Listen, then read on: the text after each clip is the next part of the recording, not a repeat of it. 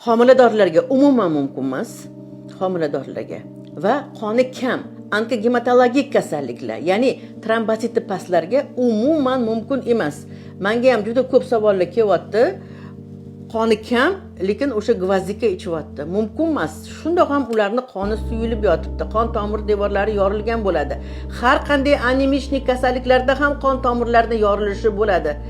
Ularga umuman gvazdika mumkin emas. Gvazdika faqat o'sha qon bosimi normalniy bo'lgan va qon bosimi baland yuradiganlarga mumkin. Homiladorlarga umuman mumkin emas. Ertalab shu 5-6 tasini 1 litrli qaynagan suvga solib 2 soatga damlab o'rab qo'yib kun davomida choy o'rniga ichsa, yurakka ham quvvat, miyaga ham quvvat beradi.